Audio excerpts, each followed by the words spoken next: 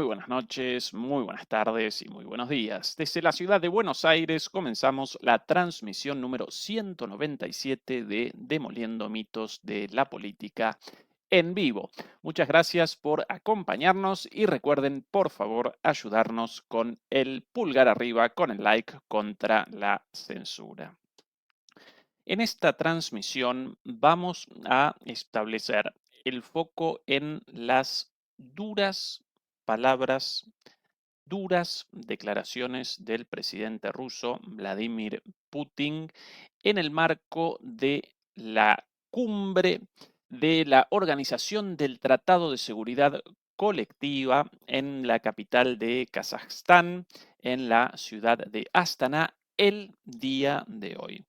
Declaraciones duras, palabras duras, porque Putin recordó básicamente las consecuencias de los ataques contra el territorio ruso con armas occidentales. En ese sentido, realizó declaraciones, realizó afirmaciones verdaderamente preocupantes en cuanto a la continuidad de los ataques desde Ucrania con armas occidentales, con inteligencia occidental, con operadores occidentales y también en ese sentido remachó que Rusia respondería a estos ataques con los misiles Arieshnik, con los misiles conocidos como Avellanos, ¿sí? Es el nombre de estos misiles hipersónicos sobre los cuales además presentó información novedosa. Recordemos que estos misiles, más allá de su demostración en la práctica, todavía parecen como armas prácticamente desconocidas para todos nosotros, más allá de las características principales. Carecemos de información en detalle sobre el funcionamiento de este extraordinario sistema de misiles. Hoy Putin presentó algunas cosas también muy interesantes sobre las tremendas, terribles características de estos misiles equiparables directamente a las armas nucleares, a pesar de carecer de cabezas nucleares e incluso a pesar de carecer de cabezas de explosivo convencionales. ¿Sí? Esto lo habíamos presentado aquí, por cierto, y ahora en las palabras, en las declaraciones de Putin, hoy mismo apareció la confirmación. El misil disparado la semana pasada contra la fábrica de piezas para misiles en la ciudad de Dnipro directamente carecía de una cabeza explosiva. La terrible detonación, la terrible explosión generada por el impacto de ese misil respondió exclusivamente a la energía cinética, a la velocidad multiplicada por la masa, naturalmente, de este misil. Así que, sin más, en esta transmisión no vamos a presentar un resumen de las palabras, sino que sencillamente vamos a realizar un análisis de las propias palabras de Putin casi en exclusiva. Este discurso no apareció, hasta el momento por lo menos, no apareció en ningún lado traducido en su totalidad al español, ni siquiera apareció en inglés hasta ahora. Así que vamos a presentarlo prácticamente en exclusiva. Antes de comenzar con las propias imágenes del discurso del presidente ruso Vladimir Putin, en realidad más bien de la conferencia de prensa en la cual respondió las preguntas más interesantes en el marco de esta cumbre, antes quiero sencillamente presentar algunas imágenes de ahí un poquito nuevamente, la llegada de Putin a Kazajistán, esto el día de ayer, ahí la recepción, por cierto, con honores militares, el presidente Tokayev esperándolo en el aeropuerto, sí, la recepción, lo recepcionó, lo cumplimentó en el aeropuerto. Putin descendió las escaleras del avión y ahí ya aparecía Tokayev a la espera del mandatario ruso. Honores militares, banda militar, desfile. Afortunadamente los aviones presidenciales presentan lo necesario, presentan las instalaciones necesarias para viajes cómodos, porque después de un viaje de muchas horas, uno realmente desciende por lo general de los aviones, más aún en los vuelos de varias horas, desciende bastante cansado, bastante desalineado. Putin impecable. Bueno, evidentemente este avión, como todos los aviones de los primeros mandatarios, presentan instalaciones diseñadas para bueno, el descanso, para incluso cierta preparación, incluso quizás un baño, un cambiador, algo para eso. Putin verdaderamente impecable aquí. E inmediatamente después del viaje comenzó su agenda, bastante ajetreada, por cierto. Aquí, solo como contexto antes de comenzar con las palabras de Putin, aquí un acto con chiquilines, siempre Putin en presencia de los niños mucho más relajado, ¿no? Esa cara adusta habitual de él, esa cara de póker, siempre con los chiquilines el más relajado, también con los perros, muy bichero, muy amigo de los animales. A propósito de eso, va a responder una pregunta respecto a un incidente con Angela Merkel cuando apareció uno de sus perros en la reunión con Merkel. Bueno, detalles sobre el Putin más relajado, cuando él, naturalmente reunido con otros líderes, el gesto tronque aquí también aparece muy cómodo por la situación, naturalmente holgada, cómoda de Rusia en este momento, más allá del contexto geopolítico internacional muy, pero muy complejo. La situación de Rusia en este momento mucho, pero mucho más relajada que en el inicio de la guerra en Ucrania. Por aquí sencillamente algunas imágenes de sin música, de estas 24 horas, la llegada ahí, bueno, el avión, la recepción, lo dicho, la Guardia de Honor, marcha militar, acto con chicos, y después de eso las primeras reuniones ya importantes, ahí el traslado a la Casa de Gobierno. A propósito de a propósito de bueno, esto ya la primera reunión, una reunión semipública. Esto aquí presentó declaraciones durante el transcurso transmitido, durante la parte transmitida de esta reunión. Otra parte, naturalmente, no apareció en los medios públicos, pero las declaraciones más interesantes van a aparecer sobre el final en la conferencia de prensa. Lo acompañó naturalmente Lavrov, lo acompañó Peskov, básicamente toda la plana mayor del gobierno. Aquí algunos tratados bilaterales firmados con el presidente Tokayev de Kazajistán. Por cierto, muchos de las personas en imágenes van a aparecer personas con rasgos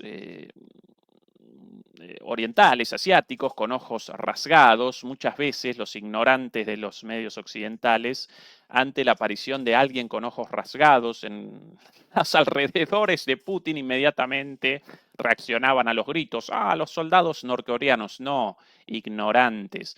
Rusia en su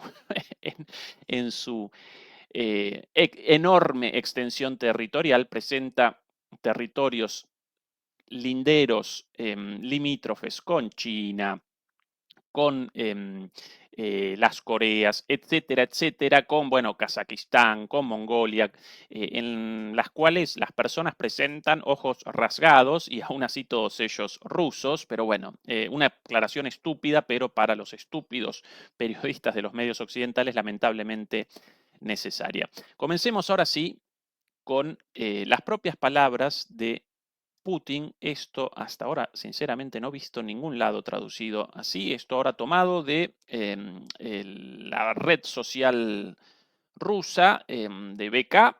Comencemos con el análisis y vamos a realizar un comentario nada más, pero por sobre todas las cosas quiero presentar las palabras del propio Putin aquí, ¿sí? Pero la decisión la toma Armenia en este Aquí caso. comienzan las preguntas más interesantes a partir de ahora. Известия, señor presidente. Hoy en la sesión, usted declaró que Moscú contestó al uso durante mucho tiempo de cohetes estadounidenses para Dos veces ya. atacar el territorio ruso. Usaron los ATACMS dos veces después de que utilizamos el misil Oresnik. El daño fue mínimo, pero el hecho mismo que usaran ATACMS pues atrae nuestra atención. Bueno, por cierto, esto anticipado aquí, ahora por primera vez confirmado por los rusos, confirmado por Putin, después del ataque con Oryezhnik hace ya prácticamente una semana, a pesar del temor infundido en los líderes occidentales, fueron realizados dos ataques, no uno, sino que dos, si no recuerdo mal, el día 21 y el día 23, puede que cometa un error en las fechas, pero Ucrania realizó dos ataques con misiles ATACMS posteriormente al ataque de los Oryezhnik. ¿Sí? Dos. Y recordemos la secuencia, autorización de Biden, o de la Casa Blanca, mejor dicho, para los ataques con misiles ATACMS en la profundidad del territorio ruso. Inmediatamente después la autorización de los británicos para los ataques con los misiles Storm Shadow. Días después la autorización de los franceses. Al poquito tiempo efectivamente fueron perpetrados estos ataques. Rusia respondió con los misiles Oryezhnik y dos días después comenzó el primer ataque estadounidense de Ucrania a través de armas estadounidenses, operadores estadounidenses y asimismo inteligencia estadounidense. 2 días después, un nuevo ataque con misiles ATACMS y 2 días después de eso, una vez más, otro ataque con misiles ATACMS, todos ellos interceptados y con daños mínimos, pero esto importantísimo y lo habíamos presentado acá sin confirmación oficial, ahora confirmado por Rusia. Creo que Moscú está dispuesto a reaccionar a la escalada. Y lo hicimos hoy también. Respondimos.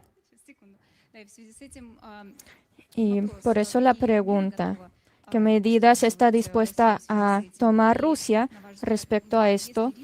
¿Y cree usted que hay riesgos de uso de misiles occidentales para atacar al territorio ruso hoy en día? Esto lo tiene que preguntar a los del occidente.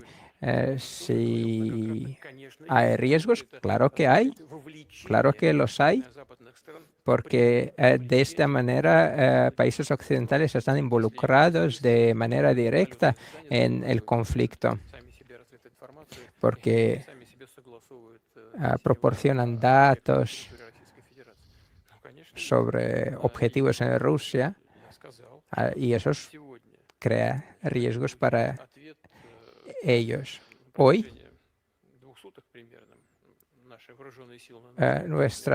hoy dije que hemos vuelto a dar una respuesta muy compleja. Usamos múltiples misiles y alrededor de 100 drones para alcanzar casi 20 instalaciones ucranianas, objetivos militares.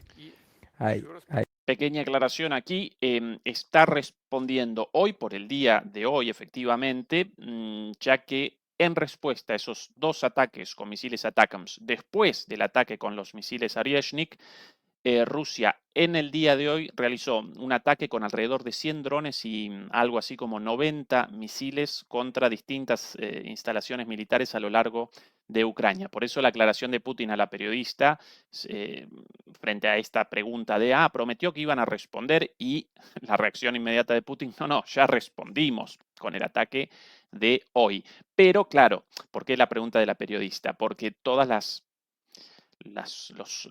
los ojos del mundo, ¿sí? toda la atención aparece enfocada en la posibilidad de una respuesta, nuevamente con misiles Oryezhnik. Todavía no realizó un segundo ataque con misiles Oryezhnik Rusia, pero sobre esto va a presentar información Putin a continuación. Ahí en Ucrania, y quiero resaltar una vez más. Claro que vamos a responder a todo tipo de agresiones en contra de Rusia. ¿Cuándo, cómo y con qué armas? Dependerá de la situación y lo decidirá el Estado Mayor de Rusia para cada tipo de situación requiere su tipo de respuesta. Un objetivo pequeño no requiere una respuesta grande con armamento de alta tecnología, pero grandes objetivos sí lo requieren. No descarto volver a usar a los misiles Oresnik contra objetivos militares de la industria militar o de toma de decisiones, incluso en Kiev, dado que las autoridades en Kiev siguen intentando alcanzar nuestros objetivos. Pausa aquí, porque acá dichas cosas muy importantes, muy importantes. Por un lado, no solamente responderemos a los ataques con retaliaciones, con respuestas militares contra objetivos militares, sino incluso, y esto fundamental, recuérdenlo, sino que incluso responderemos contra objetivos políticos. Y ahí la mención de Kiev. Con lo cual, cuidado, porque hace poquito apareció por ahí una alarma, una advertencia en Kiev respecto a la posibilidad de un ataque contra la Rada ucraniana, el Congreso ucraniano, ¿por qué no? La Casa de Gobierno. Por cierto, desde el punto de vista militar, para mí personalmente, todavía parece como un enigma que Rusia o que el propio presidente Putin no haya realizado ataques contra la Casa de Gobierno de Ucrania en Kiev. Bueno, cuántas de estas dudas aquí tratadas en múltiples oportunidades con Fernando Moragón, con Juan Antonio Aguilar y con todo el equipo de DMP Geopolítica en muchas oportunidades. ¿Qué respuesta tentativa por lo general pergeñamos con respecto a esta pregunta? ¿Por qué no realiza ataques más potentes, por ejemplo, contra la Casa de Gobierno? Bueno, evidentemente no quiere porque no quiere una escalada del conflicto, sino un desarrollo dosificado del uso de la fuerza en el marco de una guerra de desgaste. Esta es la única explicación. Las presiones no aparecen a la orden del día. Por primera vez aquí Putin con la advertencia de objetivos militares y políticos, por cierto, considerados en el marco de la guerra como objetivos legítimos, ¿sí? Lo mismo un objetivo militar que un objetivo político en el contexto de la guerra entre dos estados, todo eso dentro del marco de las leyes de la guerra, aquí por primera vez mencionado por Putin. Y por otra, en segundo lugar, lo interesante de esta respuesta aquí, bueno, la referencia a vamos a responder con el armamento adecuado para el objetivo adecuado. Una demostración del conocimiento de Putin de las artes militares, de la ciencia militar. Pues Biden no podría responder esto de ningún modo, ¿no? Esto de, para un objetivo pequeño, ninguna necesidad de una superarma, ¿sí? Para un objetivo pequeño, sencillamente un dron, incluso quizás un misil de crucero, los X-101, o si algo más grande un Iskander, o si algo más grande una bomba planeadora, o si queremos algo más grande aún, ahí sí posible el ataque con Arieshnik. Interesante esto también. Por cierto, a propósito de Biden, el día de ayer descendió en Delaware una vez más, en su lugar de origen, para unas vacaciones adicionales. Según los cálculos de los analistas estadounidenses, más o menos vacacionó a lo largo de su mandato durante el 40% del tiempo en el gobierno. Pobre el viejito, no puede más. por ejemplo, sí, en realidad las fechas, obviamente, la cantidad de días de gobierno mucho mayor, pero de 100 días de gobierno a lo largo de sus casi 4 años de mandato, más o menos de esos 100 días, 40 tomados como vacaciones y los otros 60 supuestamente de trabajo, aunque de trabajo, pobre viejito, no puede más, sí, sin vacaciones oficiales. Un poco más de Putin. Buenos días, Telecanal Rusia. Ya hemos hablado mucho sobre Oreshnik, pero los medios occidentales escriben que en la ojiva de Oreshnik hay explosivo. Entonces, ¿qué significa esto? Y podría brindarnos probablemente más detalles sobre Oreshnik y algunas elaboraciones secretas. ¿Y qué es lo que tenemos para responder? Verá usted, yo he dicho que hemos hecho pruebas, pero lo hicimos para mejorar este tipo de arma. En cuanto a las posibilidades de Oreshnik, también ya lo tengo dicho, si utilizar varios sistemas a la vez, 2, 3, 4, por ejemplo, el impacto podría ser comparado con el impacto de un arma nuclear, pero no es un arma nuclear, como no tiene ojiva nuclear y no contamina al ambiente, al medio ambiente, pero el impacto podría ser comparable. Y ahora estamos haciendo pruebas para saber cómo mejorar este arma. No hay ningún secreto aquí, los expertos me entenderán cuando yo digo sobre el mejoramiento de este arma. Tiene que ver con la distancia y la carga de combate que lleva este misil. Pausa acá, perdón por tantas interrupciones, pero todas las cosas dichas por Putin, todas las cosas súper importantes y además evidentemente súper reflexionadas, deliberadas y pensadas antes de su declaración pública. En esta declaración, en esta respuesta a la pregunta de ese periodista, básicamente está respondiendo a los medios occidentales. Es un periodista ruso, pero el periodista este está recogiendo la versión occidental de Estados Unidos tras el primer ataque con Oryezhnik, de acuerdo a la cual los misiles Oryezhnik, o Oryezhnik, como lo llaman en ruso, representarían misiles experimentales y por eso no connotarían un riesgo para la OTAN. Así de estúpidas y de infantiles las reacciones de los líderes occidentales ante la demostración de un arma extraordinaria como esta, que responden, como no pueden responder de ninguna otra forma a ninguna de las declaraciones de Putin relativas a este arma, como así tampoco a las características probadas, visibles a partir de ese ataque, como por ejemplo el hecho de que por su velocidad este misil aparezca ininterceptable.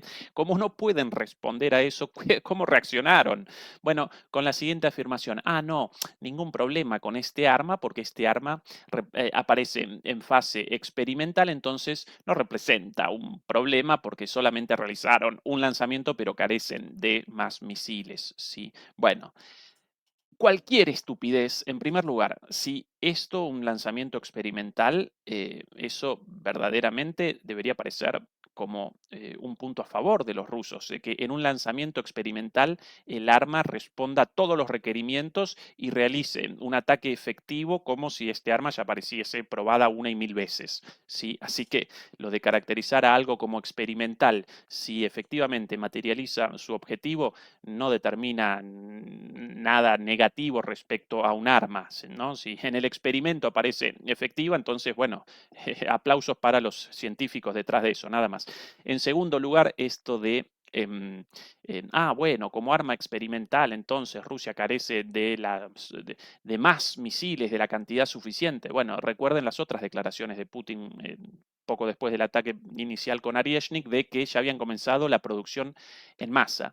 Y en tercer lugar, y esto es lo interesante de Putin dicho acá en esta respuesta, básicamente el análisis de esta arma o la experimentación con esta arma, según las palabras de Putin el día de hoy, no responde a un experimento inicial sobre la utilidad del arma, sino a un experimento para su mejoría, para su desarrollo posterior, ¿sí? Entonces, sí, remacha Putin, este arma parece todavía en proceso de desarrollo, pero con miras a el perfeccionamiento. El arma ya parece funcional y en producción. Todas las armas, una vez ingresadas a servicio, comienzan también procesos de perfeccionamiento. Esas son las palabras de Putin, respondiendo en última instancia a la versión occidental de estas son armas occidentales y las estupideces, perdón, armas experimentales y tonterías por el estilo sin mucho sentido. La carga útil, digo. Y para entender qué tipo de misil se necesita para alcanzar qué tipo de objetivos, hay que modificar la carga útil y la distancia a la que se utiliza. En cuanto al misil que ya usamos, utilizamos en el elementos de combate muy potentes que se calientan hacia la temperatura de 4.000 grados, 4.000 grados centígrados. Esto es como un meteorito. Ya sabemos desde la historia dónde cayeron los meteoritos y cuáles fueron las consecuencias, como el meteorito de Tungus. Todo el mundo sabe de las consecuencias de aquel meteorito. Aquí también el impacto podría ser muy serio, es muy serio. Todo se convierte en cenizas en el área del impacto y puede alcanzar objetivos que están a profundidad de tierra, a profundidad de 3, 4 pisos fortificados. El impacto es muy grande. Se puede añadir tecnologías y entonces será más grande el impacto. Pero el misil... Pausa acá, porque acá también muchas definiciones muy importantes. Primero, la confirmación de algo dicho también aquí en el canal, el hecho de que ese ataque fue realizado sin cabezas explosivas. Solo la velocidad multiplicada por la masa de este misil generó esa explosión devastadora. Pueden, si quieren, concatenar el efecto explosivo, por eso esto de adherir tecnologías, un eufemismo para la colocación de una cabeza explosiva, tanto convencional como nuclear, pero la fuerza del impacto terrible de este último ataque respondió a la energía cinética y generó, según Putin, 4.500 grados centígrados de temperatura. Como referencia, más o menos, una bomba nuclear genera alrededor de 5.000 grados de temperatura. ¿Sí? Esto generó 4.500. 5.000 grados de temperatura, más o menos la temperatura un poquito menor que la temperatura de la superficie del Sol, a 5.500 grados. ¿Sí? Algunas referencias para conceptualizar lo que representa, lo que connota esto de una explosión con 5.000 grados de temperatura. En una cámara de combustión de un motor, incluso de una turbina, más o menos presentan una temperatura de entre 1.500 y 2.000 grados. Una turbina en funcionamiento. ¿Sí? El plasma en fusión, en el núcleo de las estrellas, el estado, según mis básicos conocimientos de física, el estado de plasma de las sustancias en el corazón de las estrellas, el estado de mayor temperatura posible de los elementos, ¿sí? Esos elementos en el corazón de las estrellas en fusión aparecen a 10.000 grados de temperatura. Esa es la mayor temperatura alcanzable en términos físicos por una sustancia, por un elemento. Bueno, esto genera más o menos la mitad de la temperatura de eso. Es la temperatura en el corazón de las estrellas, casi la temperatura en la superficie del Sol. Respecto a materiales, la reacción de materiales, el acero aparece completamente fundido, derretido a 1.500 grados. 1.500 grados para el derretimiento del acero.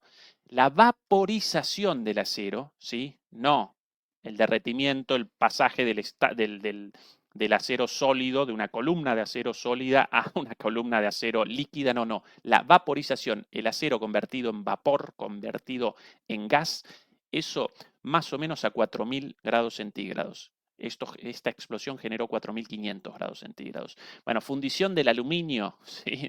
Otro material utilizado en la construcción, por ejemplo, en las ventanas, a 600 grados, vaporizado a 4.000. El tungsteno, el material utilizado en la munición y en armas supermodernas, incluso armas, misiles con una cuña de tungsteno para la penetración de búnkeres. Bueno, esos con un elevado punto de derretimiento en 3.400 grados centígrados. Esto generó 1.000 grados más. El hormigón, solo como referencia, el hormigón armado, ¿sí? Comienza con fracturas a los 300 grados. 300 grados, a los 4.000 también evaporado, convertido en vapor, ¿sí? En nada, en polvo en el aire. Vehículos de acero y aluminio completamente vaporizados también, incluidos sus neumáticos naturalmente, el motor, etcétera, etcétera, a los 4.000 grados. Estructuras metálicas de concreto, todo eso vaporizado también alrededor de los 4.000 grados. Esto generó 4.500 grados. No quiero sencillamente realizar una mención a los efectos en el cuerpo humano o en cualquier ser vivo de estas temperaturas. Básicamente la evaporación inmediata. Sí, más o menos un efecto parecido al de las armas nucleares. Arriba de 100 grados, cualquier tejido vivo comienza con sencillamente el derretimiento arriba de 100 grados, esto con 4.500 grados. Así de terrible. Y lo otro importantísimo, también mencionado aquí, si no recuerdo mal ayer por Juan Antonio, el hecho de la posibilidad de la capacidad de penetración de la superficie a partir de esta energía cinética tan elevada. Esto determinaría la destrucción de todos los búnkeres, así que para los líderes occidentales, con la fantasía de que ellos podrían aparecer protegidos, mientras todos nosotros muertos en el marco de una guerra entre Rusia y la OTAN, ellos aparecerían supuestamente en su fantasía protegidos en los búnkeres. No, acá no aparecerían protegidos de ninguna manera, porque esto determinaría la destrucción de búnkeres de hasta por lo menos 400 metros de profundidad. La gran mayoría de búnkeres con menores profundidades a eso. Recordó Putin por ahí el efecto de los meteoritos en la Tierra, solo como esto como una referencia, ¿sí? Algunas referencias para la cuantificación del poder de este arma.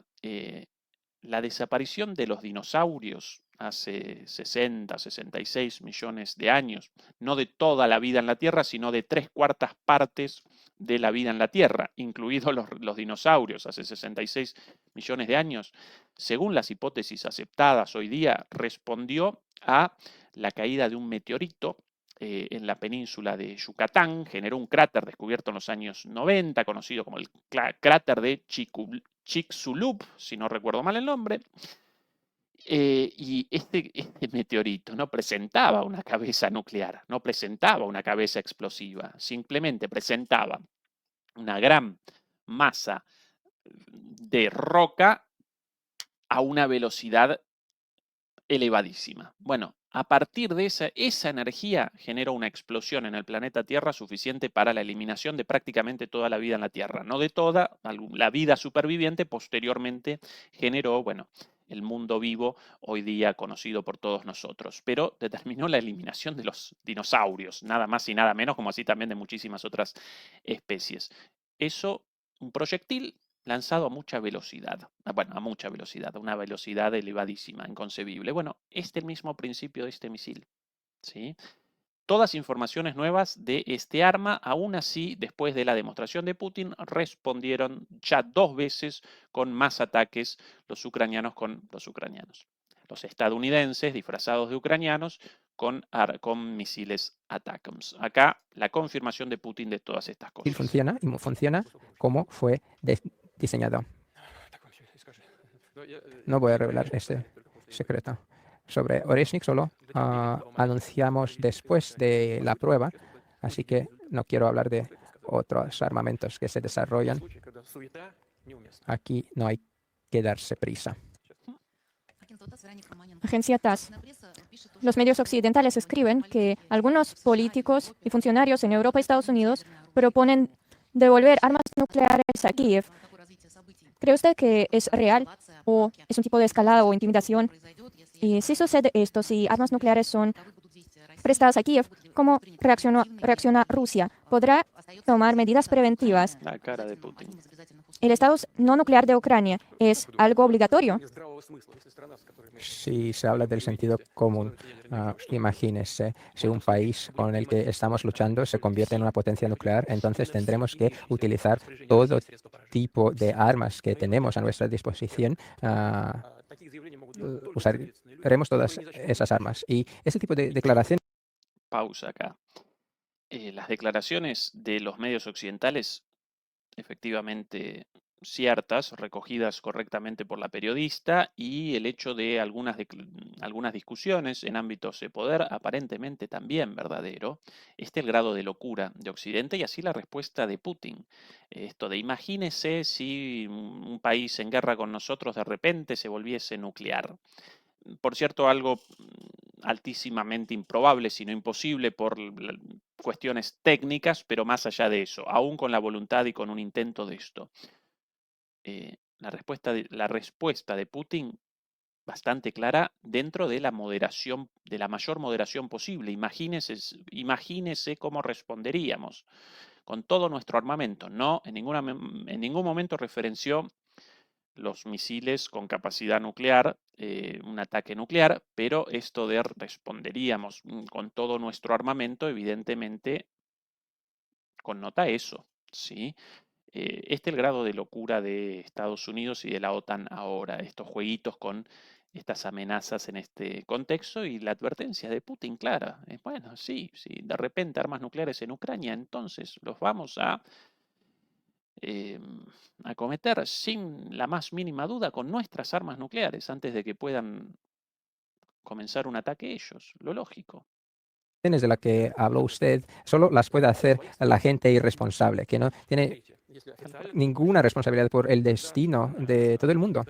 Y si Ucrania logra ese tipo de armas, las armas nucleares, entonces eso será una violación del principio de no proliferación de armas nucleares. Y vamos a vigilar cada paso aquí.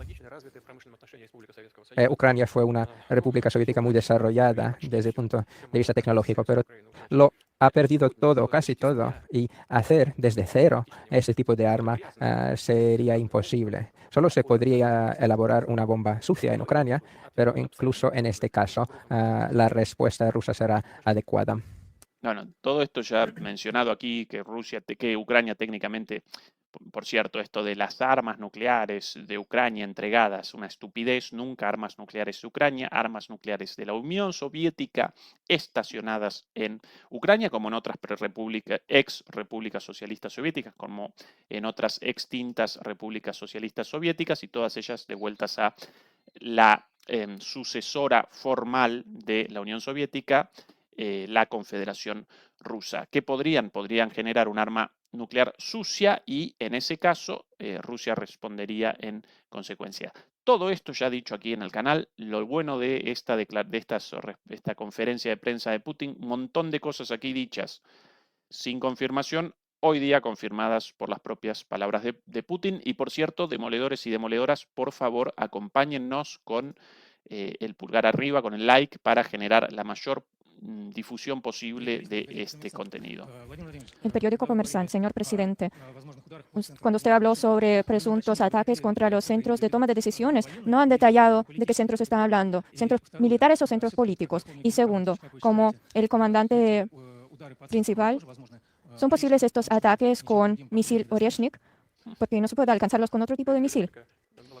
En los tiempos soviéticos había una broma sobre los pronósticos de tiempo. Y se decía que hoy durante el día cualquier cosa puede ser posible. Pues esa es la respuesta. Señor presidente, Yunochev Live. Bueno, clarita la respuesta, ¿no? De centros militares o políticos, todos, no cualquiera posible y con cualquier arma, ¿sí? Esa es la ironía de Putin. Dólar y euro están alcanzando índices récord. Los precios están creciendo La población, la mayoría de la población está en pánico. ¿Puede decirnos la inflación real, el salario real y no nominal? ¿Y cuándo vamos a lidiar con la inflación? Usted decidió preguntarme algo fuerte. En cuanto al Banco Central, lo que dice el Banco Central. Esta es una pregunta sobre política interna de Rusia relativa a la inflación, con una provocación de parte del periodista. Por cierto, a propósito de que en Rusia el periodismo crítico o el periodismo opositor no puede realizar preguntas o aparece por completo censurado. Bueno, en este caso realizó una pregunta impensada en una conferencia de prensa occidental en la Casa Blanca, y Putin respondió con mucha ironía, con el puño como, uy, qué pregunta fuerte, y bueno, va a responder que en realidad toda esa situación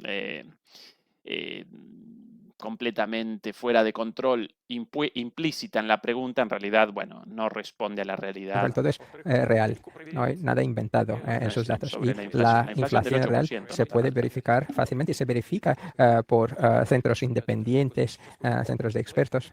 Ahora se dice que la inflación es 8,5%.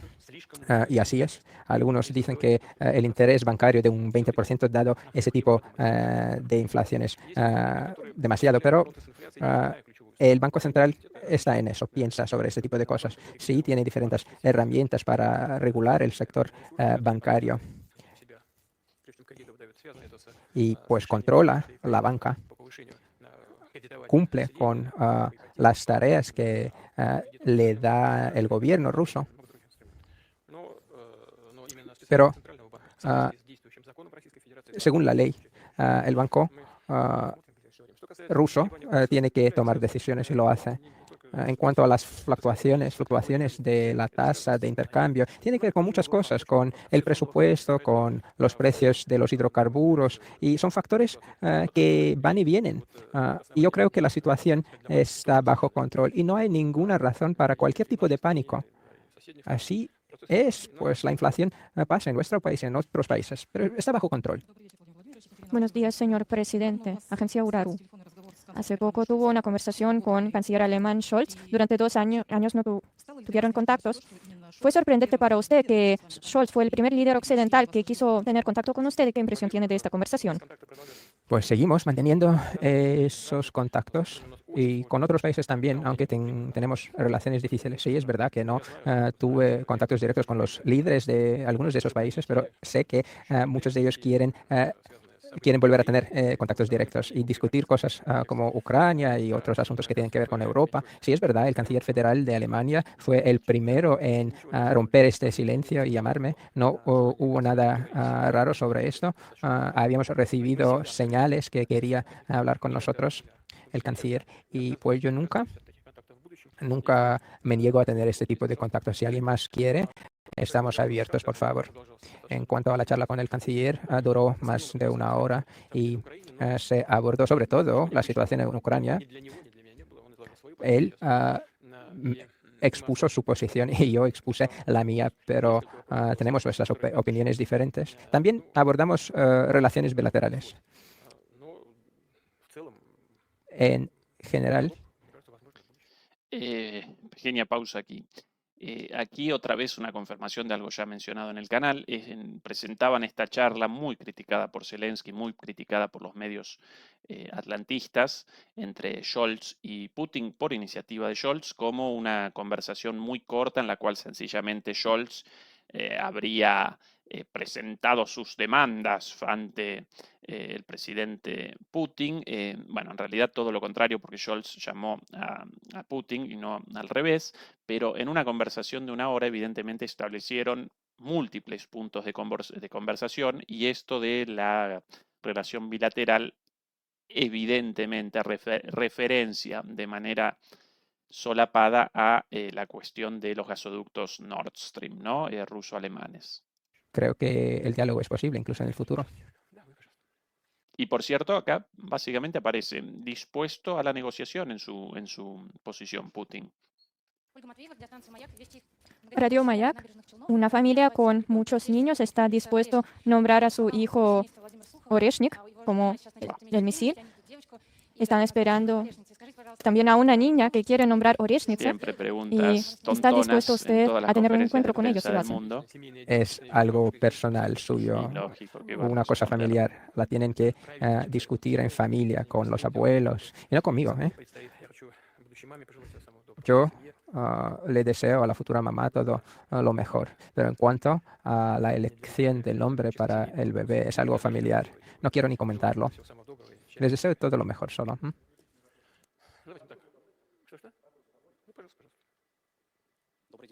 Buenos días. ¿Sí está? En muchos países vecinos de Rusia acaban de pasar elecciones de diferentes niveles o van a pasar estas elecciones. Podemos recordar a Georgia, Abjasia, Rumanía, Moldavia. En muchas ocasiones las elecciones de estos países están acompañadas de acciones de protesta y los políticos que están a favor de cooperación con Occidente están acusados de rechazar valores tradicionales y a Rusia le acusan de intervención en las elecciones. ¿Ve algunos signos de intromisión occidental en proceso electoral en otros países? ¿Y ve usted riesgo de nuevas revoluciones de colores en estos países y algunas perspectivas para restaurar las relaciones con Rusia? Lo primero que le quiero decir, y Bueno, que sea seguro que perdón, es verdad, esto con relación a pese a los las posiciones de la Unión Europea, por ejemplo, respecto a las elecciones en Georgia, en su momento al resultado inicial de las elecciones en Moldavia, hasta el fraude de las autoridades electorales de Moldavia en favor de la candidata pro-occidental, de la candidata atlantista. Así en todos lados donde una victoria de un gobierno no alineado con Estados Unidos inmediatamente machacan con la denuncia de fraude y de intervención rusa. Hace poquitos días nada más una victoria de un candidato,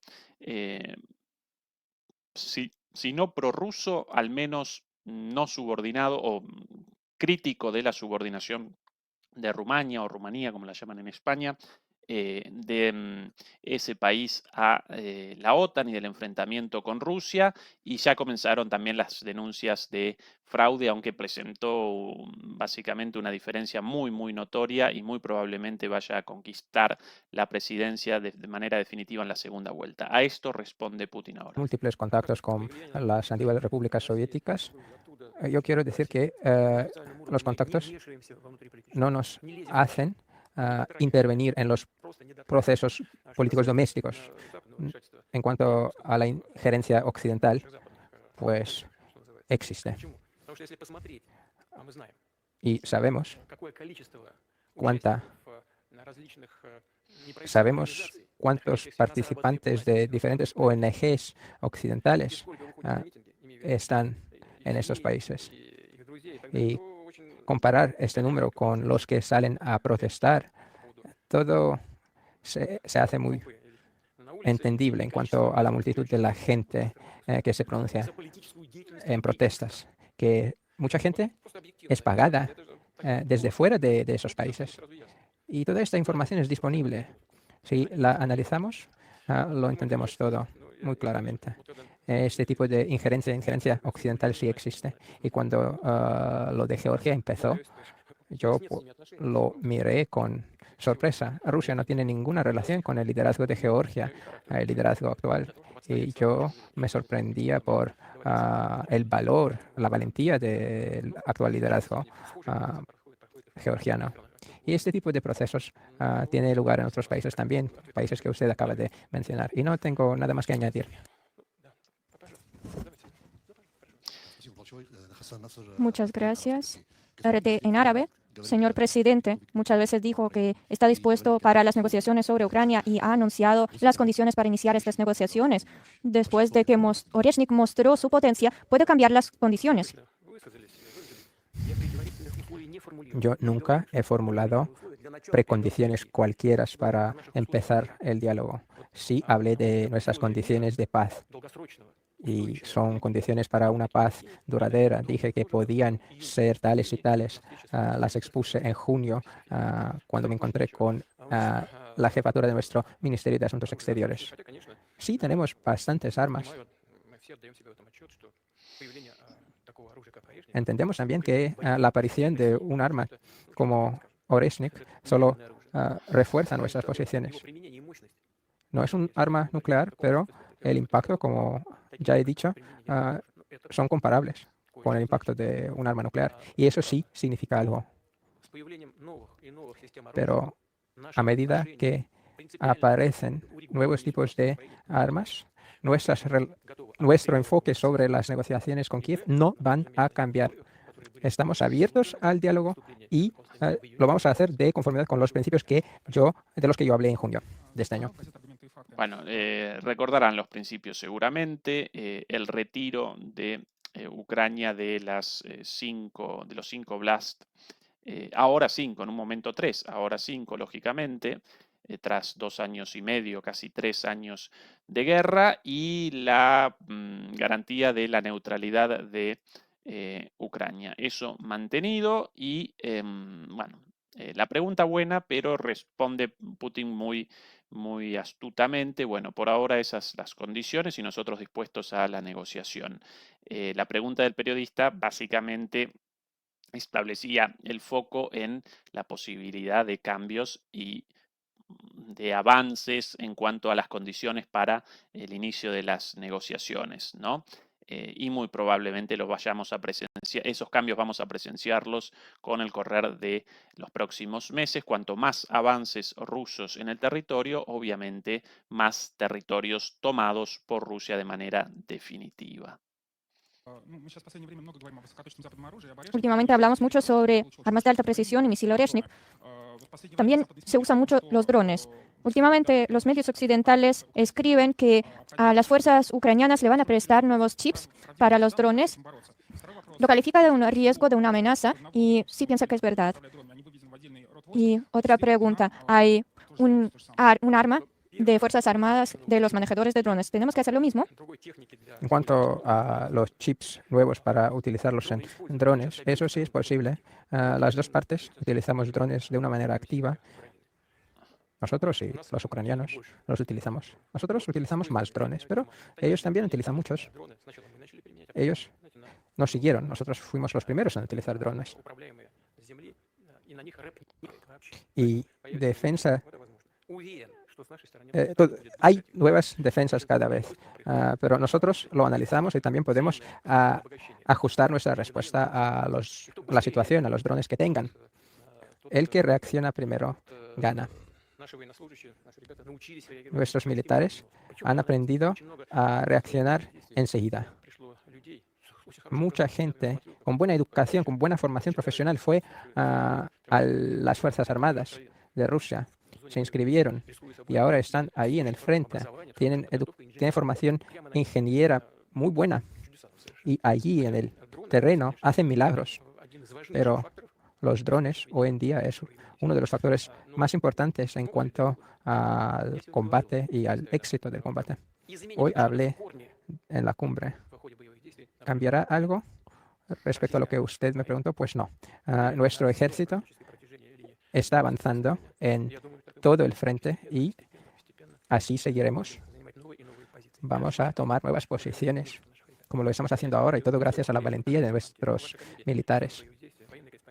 Corresponsales de guerra lo reportan, y así es. Esto es muy importante porque la pregunta básicamente establecía el foco en la posibilidad de la creación de una nueva arma en el sentido de las distintas armas constitutivas de las Fuerzas Armadas de un Estado, si el ejército, la marina o la armada, según como la llamen en los respectivos países, las fuerzas aéreas, hoy día también el arma cibernética, sí, el arma dedicada a las cuestiones de seguridad digital, etcétera, etcétera. Bueno, en algunos países comienzan, debido a la importancia de los drones, a deliberar sobre la posibilidad de generar un arma dedicada exclusivamente a los drones, de generar una rama de las Fuerzas Armadas, así de importante como el ejército, como la marina o como la Fuerza Aérea, dedicada exclusivamente a los drones. Esa es la tendencia y muy probablemente de aquí a 5 años este arma específica y separada va a aparecer en todos lados. Por ahora, Putin retrasa una reestructuración de este tipo, a pesar de la importancia asignada en Rusia a la lucha con drones, ¿sí? Sí, sé de eso. Estamos pensando en cómo organizar el trabajo. El aspecto es muy importante. El resultado siempre depende de cómo se organiza una actividad. Y el Ministerio de Defensa se está encargando de eso. Vuestro ministro es muy moderno y sé muchas cosas. Sí, es un economista, pero tiene experiencia con vehículos no tripulados. Y junto con militares profesionales ahora están pensando en cómo organizar este trabajo. Agencia Interfax. La pregunta sobre el sector energético. En marco de su visita a Kazajistán, han hablado sobre el aumento de suministro de petróleo por el territorio de Kazajistán a otros países. ¿De qué volúmenes se trata? Y otra pregunta, si han hablado sobre el suministro de petróleo de Rusia a China. Hemos abordado la posibilidad de aumentar el tránsito del petróleo kazajo para... Bueno, esto no del todo trascendente para Sí, nuestro tema de soy hoy. de RT. Ha mencionado a canciller Scholz. Tengo la pregunta sobre otra cancillera. Angela Merkel acaba de publicar sus recuerdos y hay unos capítulos sobre sus relaciones. Y hay un episodio cuando voló a Sochi en 2014 y vio a su perro. Muchos recuerdan este perro. Es un perro muy amistoso y parece Un que labrador. fue algo similar y resultó que Merkel tiene mucho miedo de los perros y escribió que usted de manera intencional intentó intimidarla con su perro. ¿Cómo puede comentarlo y cómo puede comentar estos tiempos cuando solía llegar la canciller de Alemania? ¿Y qué podría comentar sobre? Bueno, esto a raíz de la reunión en Sochi hace ya una buena cantidad de años. Quizás por aquí, sí, aquí el video. Un segundito. Aquí el video, sí, efectiva. Por aquí el video. Bueno, esto lo sucedido hace ya, ¿cuántos años? 2007, hace muchísimo tiempo, con motivo de la publicación de las memorias de Angela Merkel, hoy devenida lamentablemente en una sombra de la lideresa de otrora, a pesar de que nosotros aquí realizamos críticas muy duras contra los gobiernos de Merkel, a pesar de todas esas cuestiones criticables y a pesar de muchísimos errores y de muchísimas cosas ya mencionadas en el pasado, incluso en la televisión pública alemana y demás. Quien quiera una opinión nuestra o quien quiera nuestro análisis sobre Merkel, ahí en los videos, en la lista de videos de transmisiones, ahí nuestra opinión, incluso cosas publicadas en periódicos como en Página 12 de Argentina, opiniones también vertidas en la televisión pública alemana.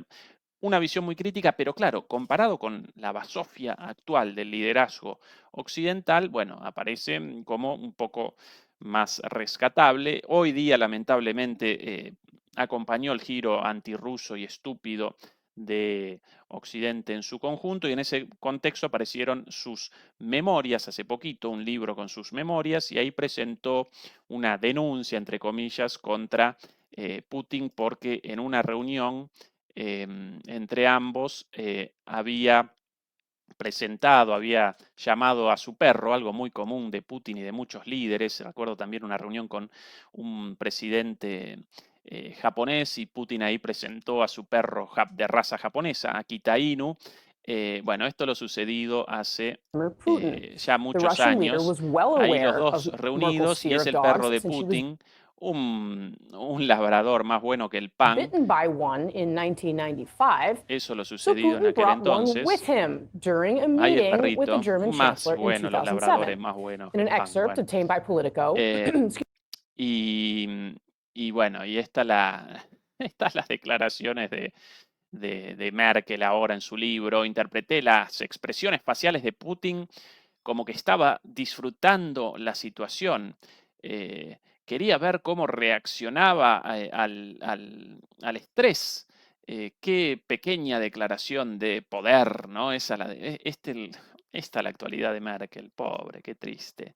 La denuncia a Putin por una reunión con el perrito de Putin ahí y bueno, esta ahora la respuesta de Putin va a responder, bueno, que responda él mismo sobre esta nimiedad. En los tiempos de hoy. En cuanto al tema del perro, sí, eso tuvo lugar. La señora Merkel nos visitó en una visita y mi perro apareció. Honestamente, le había dicho a Merkel que no sabía, que tenía miedo a los perros. Yo, al revés, quería crear un ambiente agradable. Y yo sabía que en Alemania y en Europa en general a todo el mundo le gustaban los perros y otros animales. Luego me enteré de que sí tenía miedo. Ella me dijo que un perro la había mordido y tenía una trauma psicológica, pero pedí disculpas a Merkel. Pero ahora lo menciona en un libro. Es raro para mí. Ahora estamos hablando y pues eso lo van a transmitir los medios, así que aprovecho la oportunidad y le pido una disculpa más a Angela Merkel. No la quería hacer ninguna molestia. Le pido perdón, Angela. Si un día volverás a Rusia, no volverá a pasar lo del perro. Pero en cuanto a las cosas serias, Sí, en cuanto a realmente, nuestras relaciones con no poco seria la pregunta, porque la pregunta recoge lo de Merkel, pero qué poco serio esto de la acusación de que quería un daño psicológico a través del perro y aparentemente, según Putin, él mismo, inconsciente de la situación después de este, entre comillas, incidente, ya en ese entonces había presentado una disculpa y ahora otra disculpa por si Merkel, traumatizada por el pobre pichicho por ahí alrededor, con, bueno, más bonito el perro, pero Europa y países occidentales. ay, Occidente hoy día. Yo creo que los líderes que tenían que ver con la caída de la Unión Soviética lo hicieron incluso para que Rusia pudiera ser parte del Occidente civilizado. Ellos querían que después de caer los muros de la confrontación ideológica, nosotros íbamos a convertirnos en parte de este mundo. Pero nada de este tipo sucedió, porque además de las ideologías existen intereses geopolíticos y a nosotros nos indicaron nuestro lugar en un rinconcito. Pero ni siquiera eso fue el fin.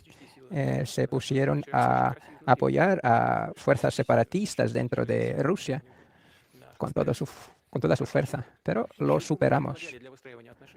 Y también sugerimos muchas cosas para mejorar nuestras relaciones, pero siempre nos decían que no.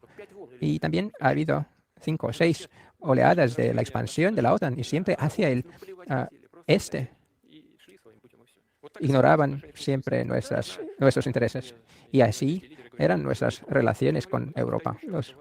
Ahora quiero decir, nosotros estamos en contra de que Ucrania sea parte de la OTAN. Y algunos líderes me dicen que también, líderes europeos me dicen lo mismo. Pero yo les pregunto, ¿y por qué han abierto la puerta para Ucrania a la OTAN? Y nos dicen que fueron Estados Unidos que les presionaron. ¿Y qué va a pasar luego? ¿Va a firmar Europa algún documento que diga que Ucrania forma parte de la OTAN? Estados Unidos nos decían que no iban a aceptar a Ucrania en la OTAN. Pero solo nos lo decían porque Ucrania no estaba preparada para ser parte de la OTAN. Pero cuando lo esté, la van a aceptar. Y los europeos tendrán que admitirlo, tendrán que aceptarlo. Europa ahora no se respeta. No es un centro independiente de la política mundial. Lo hace todo según exige Estados Unidos y perjudica sus propios intereses. Bueno, más claras que las palabras de Putin recién, Europa no se respeta a sí misma, hace todo lo que le dice Estados Unidos y solamente obedece actúa en contra del interés de su propia gente. Mejor resumen que ese de la situación actual de Europa, imposible. Que el propio Putin deba amonestar a los europeos o deba amonestar a los líderes europeos por no representar a los europeos a pie, por no representar el interés nacional de los europeos, que un líder ruso deba remachar eso bueno, responde a la situación actual paupérrima de Europa como tal, ¿sí? A veces creo que altos funcionarios europeos, de países europeos, incluso de Alemania, simplemente cumplen una tarea de los servicios especiales de Estados Unidos, en vez de cumplir con la voluntad de sus propios pueblos. Ah, Las energías en algunos estados de Estados Unidos son varias veces más baratas que en algunos países europeos, claro, porque industrias completas se cierran en Europa, en Alemania, y se mudan, cambian de lugar. A mí me parece que algún día les van a dar la orden de ejecutarse, y ellos lo van a hacer, porque ahora las industrias europeas están cerrando. Miles de personas están despedidos y no hay ninguna reacción, lo presentábamos solo ayer charlas con políticas. evidencias esto, ¿no? Pero, La industria ¿de qué tenemos que automotriz, hablar con este tipo de socios? la ¿Qué podemos industria acordar con metalúrgica ellos? en No Alemania, es en nuestra culpa Europa. que nuestra relación con Europa ha degradado tanto. Eso es resultado de la degradación de las élites políticas europeas. Pero espero que se pase esto algún día. Y las relaciones con Europa en general y con algunos países europeos se mejorarán. Y eso es de interés no solo de Rusia, sino también de los europeos. Tienen un interés natural de desarrollar relaciones con nosotros, porque eso está en los intereses de sus propios pueblos. Pero esa pregunta que me van a hacer va a ser la última, por favor. RIA Novosti. Quería volver al tema de la organización del Tratado de Seguridad Colectiva. Según este Tratado de Seguridad Colectiva, en caso de la agresión militar en contra de un país miembro, según su petición, otros participantes de la organización han de prestar ayuda de inmediato. ¿Está Rusia dispuesta, debido a los ataques contra su territorio, pedir esta ayuda a la organización del Tratado de Seguridad Colectiva? ¿Han abordado este asunto hoy? ¿Y están los países miembros de la organización dispuestos a prestar esta ayuda? En cuanto a la condición del Tratado de Seguridad Colectiva, que estipula que cualquier país debe apoyar a otro que fue agredido, esa condición es una condición que hay que respetarla, pero vamos a ser realistas. A Rusia ahora nos atacan con misiles estadounidenses. ¿Y qué pueden hacer nuestros socios del Tratado de Seguridad Colectiva? Pues, incluso en estas condiciones somos nosotros que podemos ayudarles a ellos, a apoyarles, y lo vamos a hacer. Y esta pregunta, Bueno, bastante clara la respuesta de Putin en este sentido. Solamente para recordarlo como contexto, la Organización del Tratado de Seguridad Colectiva representa una organización político-militar constituida como sucesora del Pacto de Varsovia. Recordarán que el Pacto de Varsovia apareció a mediados de los 50 en respuesta al Tratado de Defensa del Atlántico Norte, a la creación de la OTAN, a la creación de a la creación de la OTAN, la organización del Tratado del Atlántico Norte, a partir del Tratado del Atlántico Norte, decretado, firmado en el 49, bueno, en el 91 o en el 92 desapareció formalmente el Pacto de Varsovia con la disolución de la Unión Soviética y la gran mayoría de las extintas repúblicas soviéticas, perdón, si no recuerdo mal, el Pacto de Varsovia desapareció en el 91 con la disolución de la Unión Soviética y un año después, en el 92, establecieron estos países, o prácticamente todos, la organización del Tratado de Seguridad Colectiva, a partir de la firma del Tratado de Seguridad Colectiva, el cual establece la defensa mutua entre estos países. Básicamente Rusia por sobre todas las cosas, Kazajistán, Kirguistán, Bielorrusia, Tayikistán, Armenia todavía, aunque en este momento está deliberando sobre su rol en esta organización.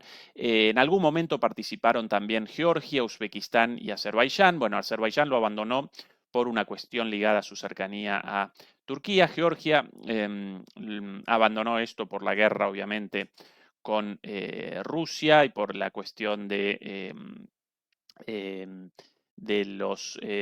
las minorías étnicas prorrusas en el territorio considerado por Osetia del Sur y no puedo recordar, Abjasia es el nombre del otro territorio dentro de Georgia con una con mayoría rusa, sí, étnicamente rusa, minoría con respecto al conjunto de Georgia, por eso lo abandonó.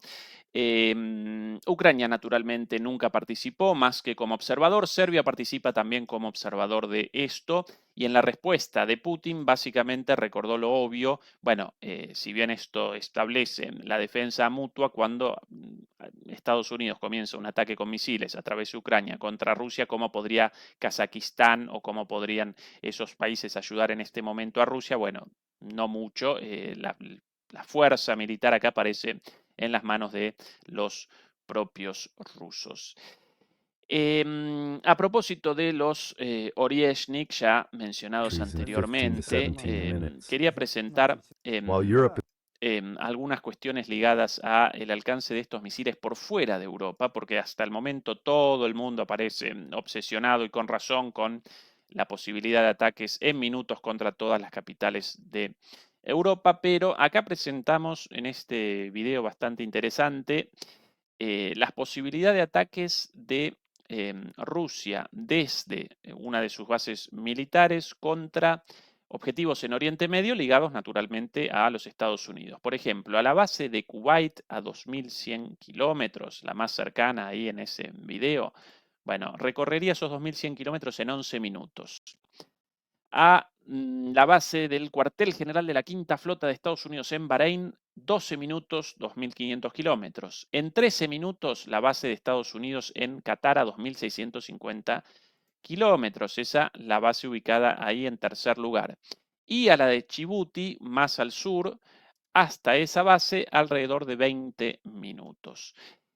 Todas bases estadounidenses en Medio Oriente. Respecto a el Pacífico y Asia, atención a esto, desde Kamchatka, territorio ruso, básicamente a la base de Alaska, ya en territorio continental estadounidense, 12 minutos nada más, ahí arriba de todo. Por cierto, estos misiles lanzados desde plataformas móviles, así que podrían también posicionar a estas lanzaderas más cerca incluso, más cerca y generar tiempos de vuelo menores. A Pearl Harbor, recordarán Pearl Harbor como disparador de la participación estadounidense en la Segunda Guerra Mundial. A Pearl Harbor, básicamente 5.100 kilómetros, 25 minutos, de cualquier manera, ninguna posibilidad de intercepción. Lo mismo si 20 minutos o 2 horas, ninguna posibilidad de intercepción de estos misiles. Y a la base de Guam, bastante mencionada aquí hace algún tiempo por las amenazas cuando el presidente de Guam quiso una alianza con China y el embajador básicamente de manera pública recordó que si un país en el Pacífico generaba una alianza con China, entonces inmediatamente Estados Unidos iba a comenzar una invasión y debió rectificar el presidente de Guam, una pequeña islita perdida por ahí.